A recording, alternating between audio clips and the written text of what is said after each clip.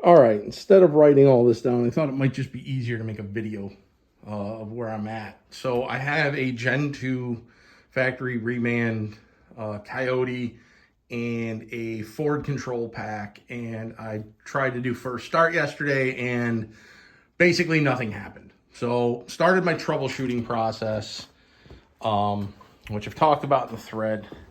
You can see I have nothing on my OBD port. I've verified that there's no voltage there. I've checked that. It's just a cheap tool, but I have checked in my daily driver. It does in fact still work. Plus there's not 12 volts.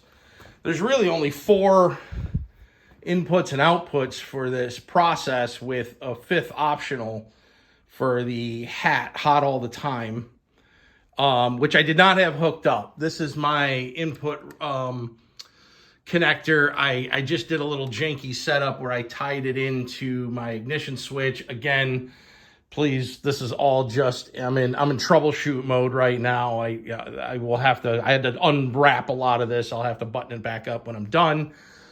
I have verified that I have continuity across this wire to this pin. And also with this unplugged, I measured 12 volts with the key on. Well, 12 volts all the time.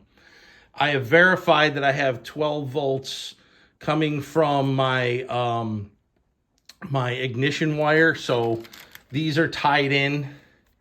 Your coil and starter wire. I have 12 volts with the key on here. I have 12 volts on all the time here. My fuel pump relay, when I turn the key, right, everything on the Ron Francis side does what it's supposed to. Nothing. I don't get a pump prime. I don't get a throttle body prime. So digging through the control pack instructions, there's 2 things that I find interesting. Right here, it says check for all your reference voltage, 5 volts. I assume that's 5V is 5 volts. Make sure they're not short elsewhere. Use a multimeter to check. The reference voltages are sent out for the PCM. So if the PCM's wiring is good, but you have different voltages, you might have a problem with the PCM.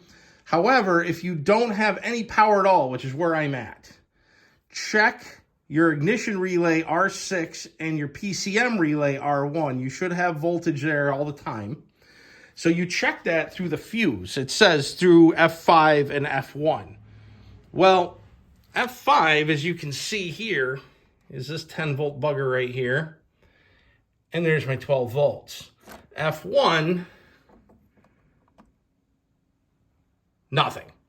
And as it turns out, the only thing I have power to right now with the key on is these 2. This is your your ignition on, and this is your secondary ignition on. So they work through this relay here, and that one seems to be working. So I have 12 volts here. You know, I can just quick, and if I pull this up, it's there. If I pull this relay, this right here is R1. This is the PCM relay, and this is the thing I think that wakes up the computer. So if I pull this relay, which I guess I can just do right now. If I pull this relay, which I have bench tested, by the way, that relay works fine. Your incoming 12 volts on the power side is here, but I don't have anything here on the control side. And I think that's where my problem lies. My guess is if I jumper from here across, that will bring power back to my ECU, or PCM in this case.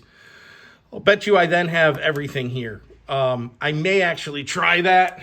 I don't see a downside. I'm not starting the engine. I'm not going to run any current through it. But just to see if that wakes up the computer. And if that's the case, I think my problem lies somewhere either in the wake-up voltage not turning the PCM on to tell this, to send whatever needs to be sent to open this relay, or there's an open wire or something somewhere within the harness. So it's possible it came from the factory this way. Everything else is bone stock. Everything is plugged in. Every sensor is plugged in, except for sake of transparency, I have IMRC lockout.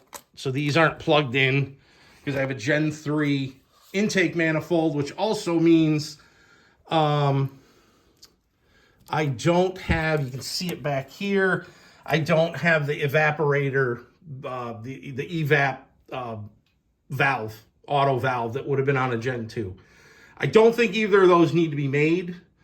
As been pointed out on the forum, I don't need a clutch switch for it to maybe to start, but not to wake up. And I don't have anything. But just, again, because I got tired of pushing in the clutch, I did jumper out this wire. So this is always closed for now. I could also plug it back in and maybe tape that shut. Either way. It's not a normally open. It's a normally open. It needs to be closed to complete the signal. So I think I might see if I can wake the computer up with a jumper wire. If that's the case, at least I've isolated what the problem is and I can talk to Ford tomorrow. So that's where I'm at, and I'll update if I got anything. Thanks.